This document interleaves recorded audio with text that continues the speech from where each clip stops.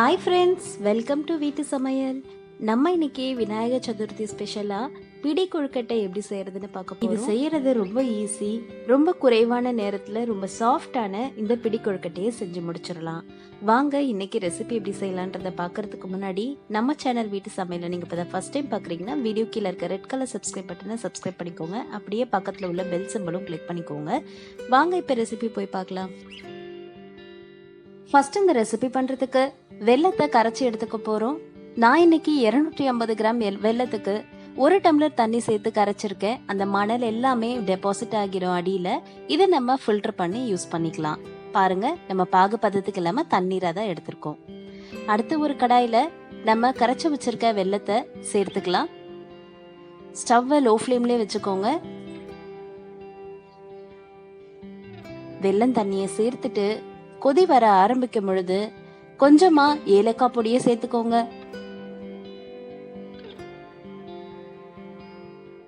இப்ப நல்லா கொதி வர ஆரம்பிச்சிருச்சு. இந்த சமயத்துல சேர்த்துட்டு இது கூடவே தேவைக்கேற்ப உப்பும் சேர்த்துக்கோங்க.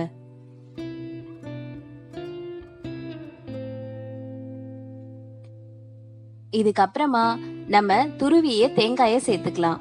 நான் இன்னைக்கு அரைமுடி தேங்காயை மிக்சி ஜார்ல சேர்த்து அரைச்சுதான் நான் சேர்த்திருக்கேன். நீங்க துருவி சேர்க்கறதுனாலும் சேர்த்துக்கலாம். பட் மிக்சியில அரைச்சு சேர்க்கறீங்கன்னா இன்னும் கூட டேஸ்டா இருக்கும்.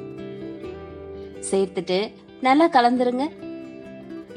இதுக்கு அடுத்ததா நம்ம பச்சரிசி மாவை சேர்த்துக்கலாம். நான் இன்னைக்கு 1 கப்பு பச்சரிசி மாவை சேர்த்திருக்கேன். இதை நல்லா வறுத்து நம்ம சேர்த்துக்கலாம். அப்பதான் அந்த பச்சை வாடை போகும். இப்போ பச்சரிசி மாவு, தேங்காய், ஏலக்காய், வெல்லம் எல்லாம் சேர்த்து நல்லா கலந்துக்கணும். இந்த பச்சை வாடை போகிறதுக்காக தான் நம்ம இந்த ப்ராசஸ் பண்றோம். இந்த மாவு நல்லா கெட்டிப்பதம் வர வரைக்கும் நல்லா கலந்து விட்டுட்டே இருப்போம். கண்டிப்பா இந்த ரெசிபி ஒர்க்கிங் உமன்ஸ்க்கு ரொம்ப யூஸ்ஃபுல்லாவே இருக்கும். கண்டிப்பா எல்லாமே ட்ரை பண்ணி பாருங்க. இப்ப பாருங்க, நல்லா கெட்டி பதத்துக்கு வர தொடங்கிருச்சு. இந்த மாவை நம்ம ஆற வச்சு பயன்படுத்திக்கலாம். மாவு நல்லா ஆறிடுச்சு.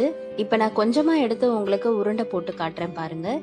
எப்பவும் போல நம்ம கொஞ்சமா மாவு எடுத்து ஒரு உள்ளங்கையில வச்சு சப்பாத்தி மாவுக்கு எல்லாமே உருண்டை தட்டுவோம்ல, அதே போல தட்டி எடுத்து வச்சிடலாம்.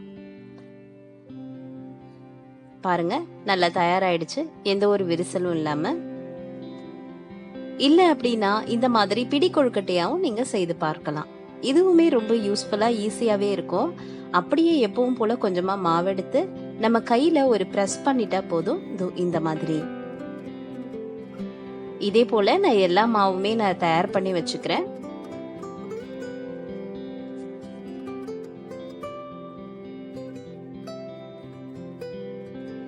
நெக்ஸ்ட் ஒரு இட்லி தட்டை எடுத்து எண்ணெய் தடவிட்டு நம்ம தயார் பண்ணி வச்சிருக்க இந்த பிடி கொழுக்கட்டை எல்லாமே அடுக்கி வச்சிடலாம்.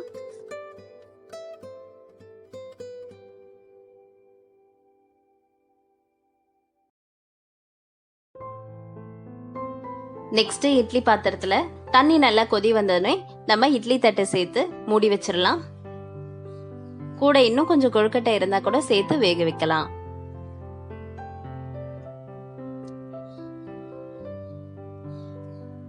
தட்டு போட்டு மூடி ஒரு 7 நிமிஷம் கழிச்சு ஓபன் பண்ணி பார்க்கலாம்.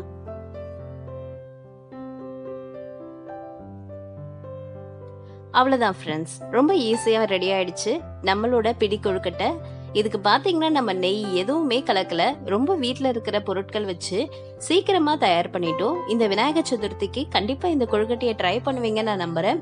வீடியோ உங்களுக்கு பிடிச்சிருந்தா வீடியோ லைக் பண்ணுங்க. உங்க ஃப்ரெண்ட்ஸ் அண்ட் ஃபேமிலிக்கும் கூட ஷேர் பண்ணி என்ஜாய் பண்ணுங்க. மறுபடியும் நெக்ஸ்ட் இன்ட்ரெஸ்டிங்கான வீடியோல பார்க்கலாம்.